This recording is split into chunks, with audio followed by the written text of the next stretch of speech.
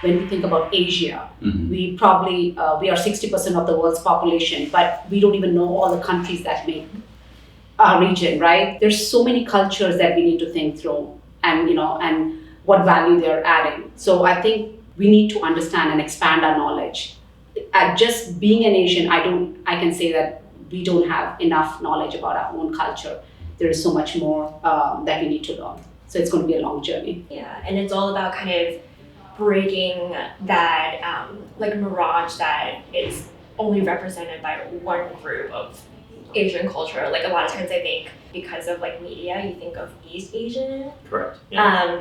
Or Indian people, but there's just so many other different cultures, and I think like learning ourselves and calling that out. I mean, I completely echo everything you all shared. I think for me, it's exactly those two things. One is not just sharing beyond the Asian community, but sharing within our community and our own learning, that we have to go on that journey itself for this month. So taking that opportunity and beyond the month. Yeah, my personal lived experience is that way, where I'm still learning about my own identity. I think we all are. That's what we're talking about. And it's great to be in an environment where everyone is kind of learning together at different stages, but there's an acceptance and a welcoming of that. Whether you have a lived experience and you identify as Asian, or whether you're someone that just wants to learn more about someone else in your community, it's fostering that environment that allows you to have those kind of discussions and learn. And if we can lean on each other and gain from each other's experiences and the value that we bring to the table, we are in a way promoting the culture of oneness. And that's what is, that is what will help us succeed. I think there's a shift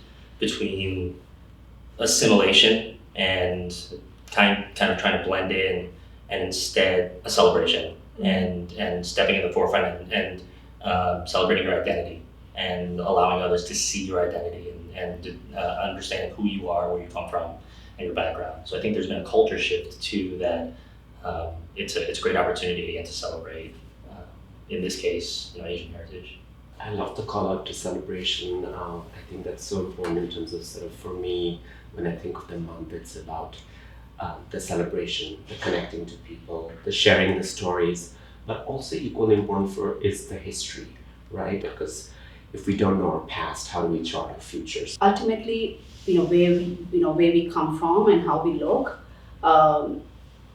doesn't determine things for us. I think ultimately there are some common denominators that tie us together, and it's pretty much the same goals that we have. So having connecting and building that trust becomes such an important factor, because that really becomes the backbone of a company, of how it treats people and how the people treat each other. It's almost sort of, there's a lot of pride. Yeah. Right? So I think that pride was not acknowledged as much. It's just at least my experience in my journey here. So I think it's wonderful to see that and to celebrate and hold that pride.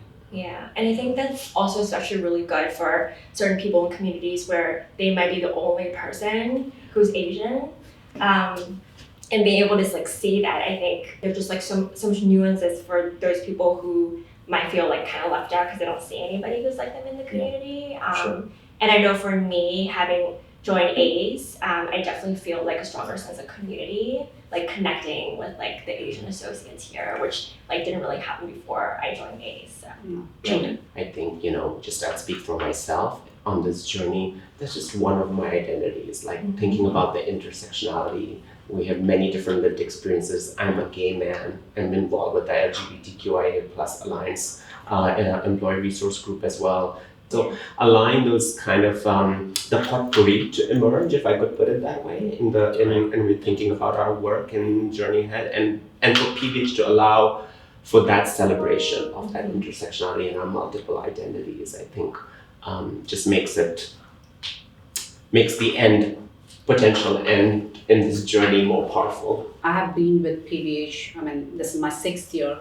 I have seen that the company evolve. So you have to evolve with time, right? We don't have all the answers, and that is okay. But the fact that we are able to hear our employees and hear their voices and implement changes, it just empowers them. It just empowers the company. It empowers the associates. And at the end, we have a very strong bond that's built on trust. And that's kind of key for a company's success. I love that point, Anshu, because I think it almost gets to sort of having the courage to allow your culture to change and not holding on to how it's been. Because if you're going to listen to your various stakeholders, to your associates, and not allow the evolution of culture, because we change every day. So allowing for that space, even in this journey, is so important. It fosters also, going back to the other thing, sort of that trust, transparency, and belonging. If you're hearing and listening and allowing for that change. So I actually love that point. Yeah, and it's just we're not taking care of ourselves.